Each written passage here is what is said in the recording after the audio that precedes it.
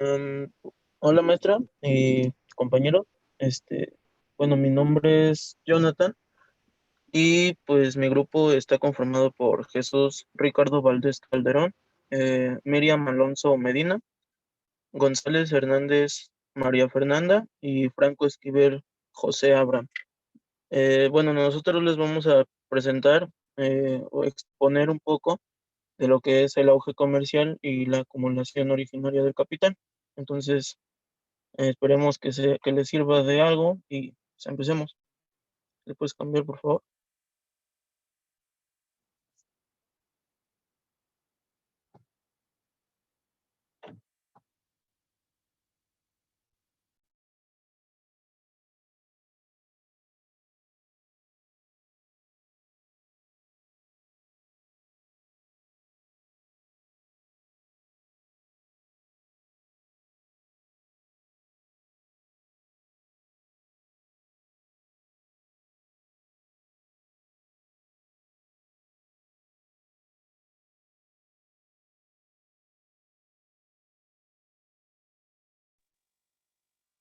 Ok, bueno, para empezar, pues, ¿qué es el auge comercial?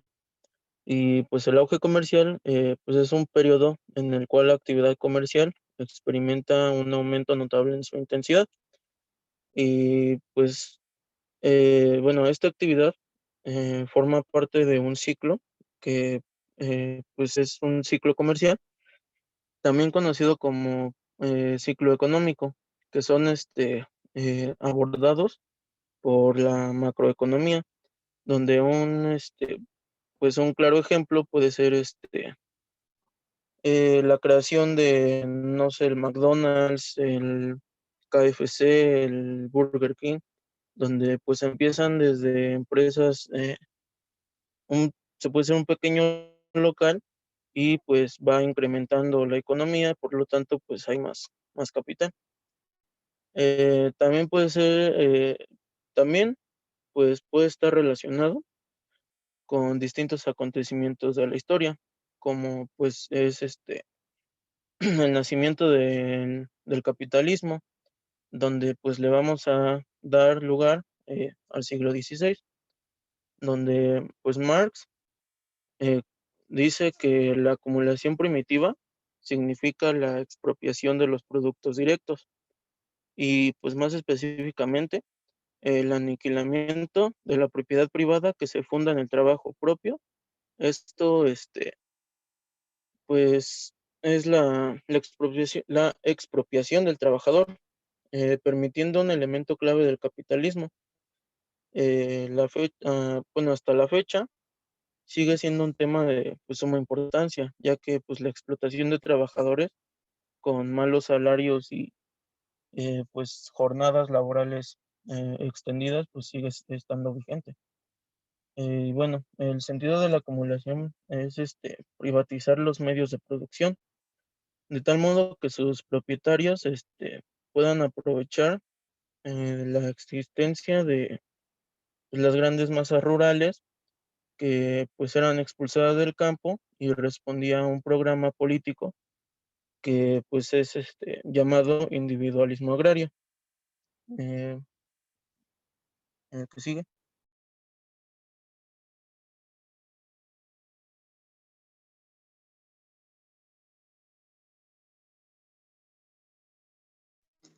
Bueno, pues, ¿cuáles son las principales características del auge comercial en el siglo XVI?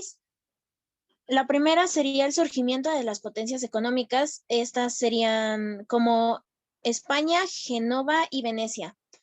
La transformación de la nobleza feudal pasó a ser burguesía comercial. La organización de los gremios y guildas de comerciantes. El papel de los gremios era actuar en defensa de los productores para ejercer un control evitando algunas cosas como el paso de manufacturas en el ámbito rural, la incorporación de trabajadores inmigrantes conocedores de nuevas técnicas, la imposibilidad de extender las restricciones a las nuevas industrias y las concesiones reales de condiciones especiales. El surgimiento del cisma religioso de Oriente que dividió a la iglesia. Organización de ciudades, estado autónomas a la nobleza. Finanzas, comercio y manufacturas. El papel del dinero se volvió indispensable en las zonas rurales. Los intercambios monetarios, sin embargo, eran muy extraños. Normalmente se hacían los intercambios de productos. El dinero entró en juego cuando se rompía el autoconsumo y se accedía a las redes comerciales. En el siglo XVI había una proporción baja de ingresos en dinero, ya porque lo importante del momento era la posesión de tierra y la acumulación del crédito. Los banqueros y los acreedores. Había bancos públicos y privados. Los privados a menudo eran inestables con capitales pequeños y riesgos elevados. En 1584, de los 103 bancos que había en Venecia, 94 que habían quebrado. Por el contrario, los bancos públicos habían nacido de la incertidumbre. El endeudamiento público. El principal estímulo al mercado eran las monarquías militaristas, ya que provocaban concentraciones y monopolios. La caída en 1557, cuando se produjo la primera suspensión de pagos de la monarquía española. El crecimiento de la deuda tuvo dos consecuencias: la creación de la clase rentista y la consolidación de la deuda. El comercio marítimo internacional. Las dificultades del comercio interior se compensaban con un salto adelante en el volumen del tráfico marítimo de cabotaje a media y larga distancia, y el desarrollo de la actividad comercial. La expansión del comercio se produjo en el siglo XVI por cuatro motivos: el acceso de crédito fácil, el juego de la especulación y el aumento del beneficio, el desarrollo de los seguros y gracias a los avances tecnológicos de la construcción naval. Las industrias fueron una característica importante de este siglo, ya que a pesar de que ocupaban una parte muy pequeña del capital y de la mano de obra en el mismo siglo. Aún así se produjeron avances cualitativos notables. Por ejemplo, las infraestructuras minerales como drenaje y ventilación de galerías, la extracción de metales en los tejidos primitivos telares mecánicos, y en la fabricación del armamento, o sea, los altos hornos. Los trabajadores organizados. Como en la época medieval, en los siglos modernos también se dan episodios de conflictos laborales y la reclamación de reducción de jornada, autorización de sindicatos e instauración del arbitraje entre empresarios y trabajadores. Las minorías de difusión del capitalismo. Los refugiados tuvieron un papel clave en la difusión del capitalismo porque eran ciudadanos libres para innovar y disponían de contratos que facilitaban los intercambios. Dos minorías que jugaron un papel clave en este siglo fueron los hugonetes, que eran los clavinistas franceses, y los judíos, perseguidos, ya que eran perseguidos y expulsados a muchos lugares. La alza de los precios. Se atribuye a los cribadores, o sea, a los agricultores que separaban las semillas de los cereales, el encarecimiento de los productos de la primera necesidad. Pero también hay que tener en cuenta que la devaluación monetaria, retirada del metal y la despreciación automática, las monedas inglesas y francesas eran débiles. La castellana estaba durante el siglo XVI. Y los salarios e inflación. En una economía poco flexible, el impacto de la inflación era considerable, pero también tuvo que evolucionar la situación con los salarios. En el siglo XVI se caracteriza por el deterioro de la calidad de vida. Los salarios reales cayeron el 50% y retrasaron el aumento de salarios a medida de que creció el efecto en cadena: acumulación de capital, generación de ahorro e inversión, desarrollo del capitalismo. Y pues ya la que sigue.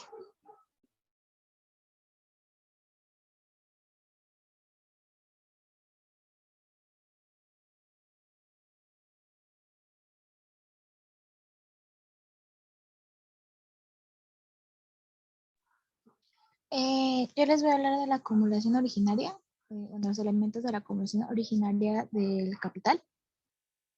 Siguiente.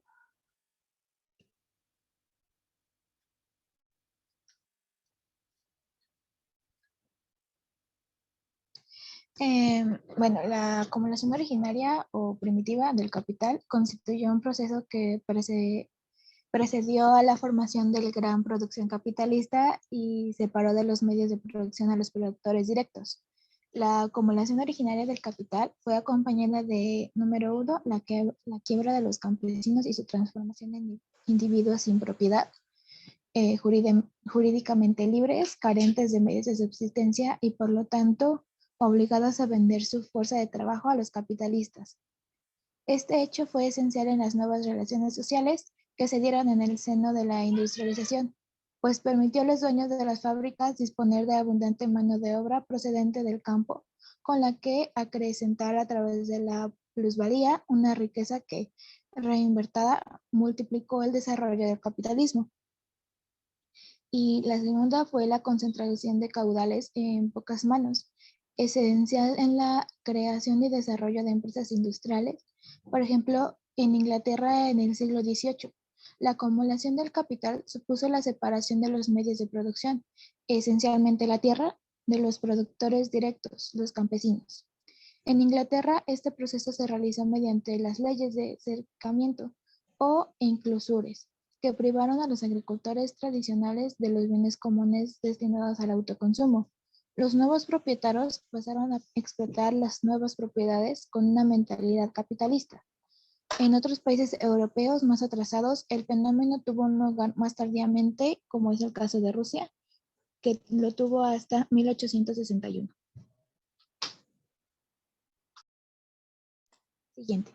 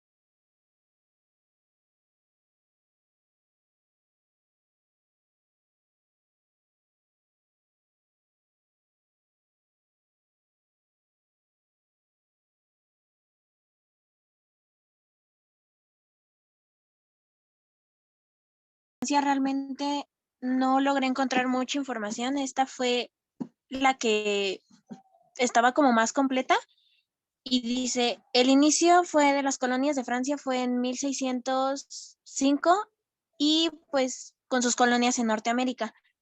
Su final parecía que fue en 1962, perdiendo sus posesiones en África. La religión que más que más abundaba en el país era el catolicismo. Los emperadores fueron Napoleón y sus sucesores.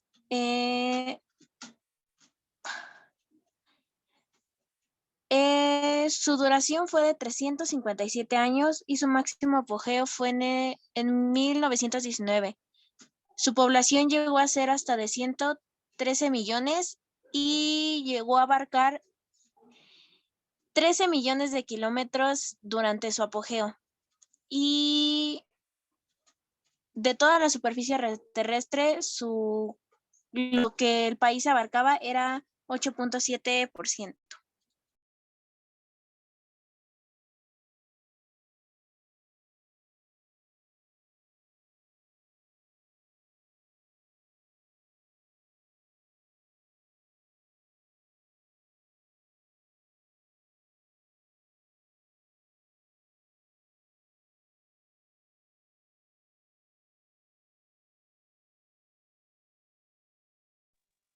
Bueno, pues principalmente el territorio que pues tenía España, o en ese tiempo que era Nueva España, que se le llamaba a los países que pues tenía en su poder, que pues era el actual México, parte de Estados Unidos, el cual era California, Nuevo México, Arizona, Texas, Nevada, Florida, Utah, Luisiana y parte de Colorado. Eh, También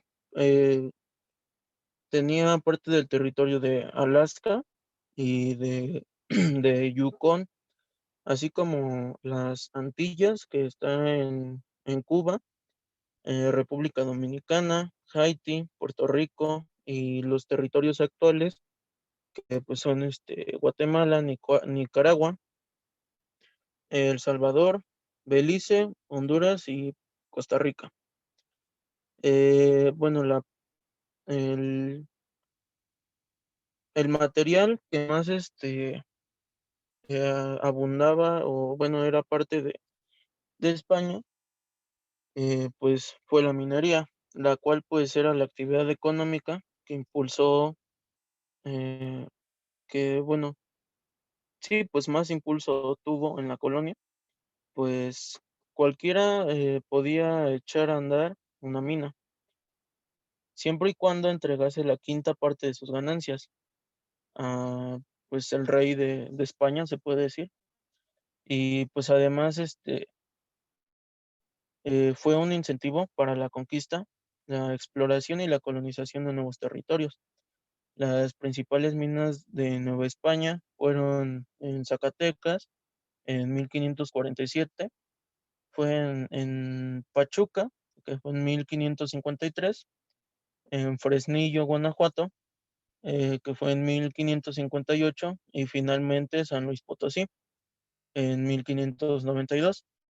Estas ciudades también recibieron gran cantidad de poblaciones, de pobladores, debido a la esperanza de pues, muchos indígenas por conseguir un mejor nivel de vida. Pues lo que no sabían, desafortunadamente, eran que pues los mineros eran explotados y cuando necesitaban comprar productos, ya fuera agua, cuerdas, no sé, dinamita para pues la minería, acudían a la tienda del patrón, así le llamaban, y pues el salario de los mineros era tan deplorable que el precio de los productos, eh, pues esos sí eran exageradamente altos, por lo cual era pues muy raro que un minero no, pues sí, o sea, no tuviera deudas con el patrón. Y cuando alguien tenía una deuda, el patrón, cuando alguien tenía una deuda, o sea, con el patrón, se puede decir, esa persona moría y su deuda era heredada a sus descendientes, a sus hijos, hasta su esposa. Y pues la minería enfrentó varios problemas, tales como fue la escasa de mano de obra al verse reducida la población indígena, que pues era la principal trabajadora de las minas, durante las epidemias del siglo XVI, en el cual se da una gran cantidad de muertes. Esto es un inconveniente porque pues bueno, fue solucionado con la importación de esclavos negros. Se había personas de color que pues las mandaban a estos lugares de minería y pues igualmente como los indígenas pues eran manipulados, eran explotados por parte del patrón y pues ellos hacían el trabajo. También la importación de mercurio fue prohibida y castigada con la pena capital a partir de 1589 por decreto de Felipe II. Otra es, bueno, fue la dureza del trabajo en las minas, provocaba enfermedades como artritis reumatoide, eh, artritis reumatoide, eh, lo que pues muchas veces ocasionó su muerte eh, en base al trabajo. Y pues los estímulos brindados solían ser paupérrimos y los trabajadores muchas veces ocasionaron revueltas en contra de los patrones. La época dorada de las minas se alcanzó en el siglo XVII. Su mejor representante fue la mina de La Valencia, ubicada en Guanajuato. y propiedad de Antonio Obregón. O sea, porque, bueno, si se dan cuenta, hay una película mexicana de caricatura que se llama Las momias de Guanajuato y hacen como que referencia en esos tiempos. Pues hay parte de la explotación y todo eso. Pero bueno, sigamos. Donde el conde de la Valencia, en el plazo de 1788 a 1808, la mina produjo 30 millones de pesos, cantidad superior al Producto Interno, y su importancia se reflejó en la proliferación de la orfebrería. Y pues eh, la minería como actividad económica principal generó un contexto nuevo en el virreinato. El oro y la plata se consolidaron como productos de exportación. Sirvió de enlace entre España y su colonia, además de unir la economía mundial con la del con la del incipiente virreinato. Por mi parte es todo.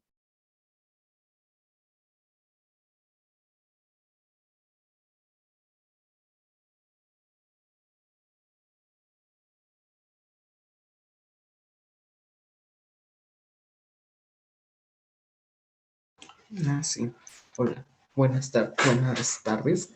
Bueno, los Países Bajos comenzaron a desempeñarse junto con los países de Habsburgo, que los conforta Bélgica, Alemania y Reino Unido, entre otros, ¿no? Bueno, hasta los tiempos de la República Neerlandesa y los regímenes políticos que la surgieron fue la República Batava y el Reino de Holanda, hasta la desaparición provisional de entienda política cuando los Países Bajos fueron anexados por el Imperio Napoleónico. Bueno, antes, bueno, como no tenían pues obviamente dinero para comprar las cosas que era Francia, Holanda e Inglaterra, contrabandeaban porque pues obvio no podían comprar.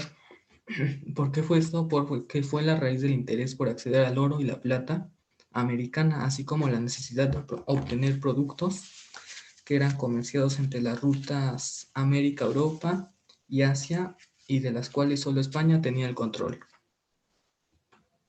Y ya, es todo lo que encontré, XD.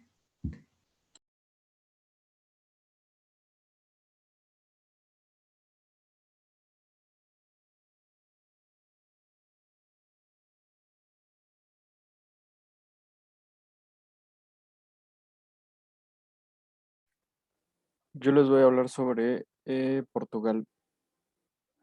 Portugal era dueño de Estados Unidos, América Central, el Caribe, Sudamérica, Filipinas, Timor Oriental y los Países Bajos españoles.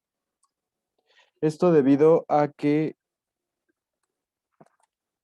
era perteneciente a la corona española, por eso se llamaba la Corona de Castilla, la cual los productos que más extraían eran materias primas como combustibles, fibras de algodón, colorantes, caucho y otras resinas, aceites, maderas finas y metales, así como productos de alta demanda como especias y semillas.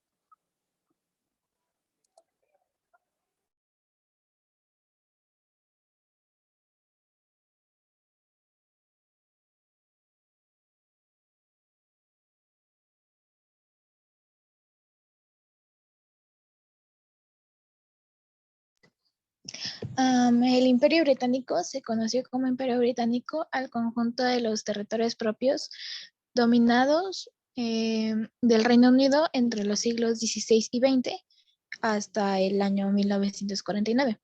Se trata de uno de los imperios más extensos de su época y de la historia toda. Unos 33.700 kilómetros cuadrados de superficie y cuyo auge se sitúa entre 1880 y 1930. En África tenía 22 colonias en donde se destacaba Sudáfrica, Egipto, Kenia y Nigeria. Por su parte, en Asia tenía otras 22 provincias en donde existían países de gran importancia, como Irak, India, Palestina, Qatar y el Nepal.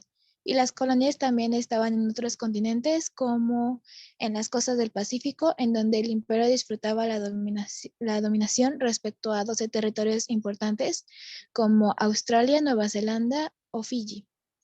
En Europa también había colonias inglesas como Gibraltar o Chipre, mientras que en América dominaban 25 países más: la actual Belice, Jamaica, las Islas Malvinas, Dominica o las Islas Caimán, aunque todo este imperio fue independizándose debido a las diferencias existentes y las guerras con las repercusiones económicas que esta trajo para el Reino Unido.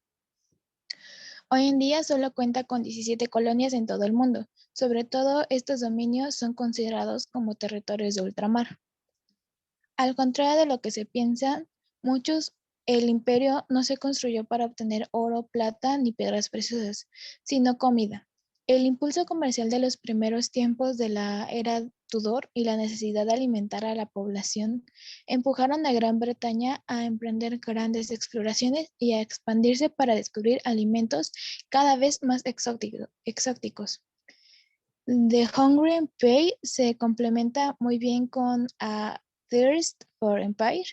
La afición al té generó nuevas normas laborales y una red económica mundial que transformó la cultura del té en China, estimuló las plantaciones en África y al sur de Asia, llevó las hojas de té hasta las mesas y las tiendas de Gran Bretaña.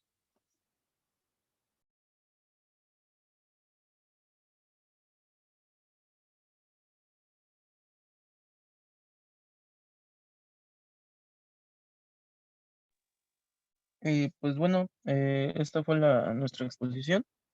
Eh, Como podrán ver, esas fueron las fuentes que consultamos para poder hacer el proyecto.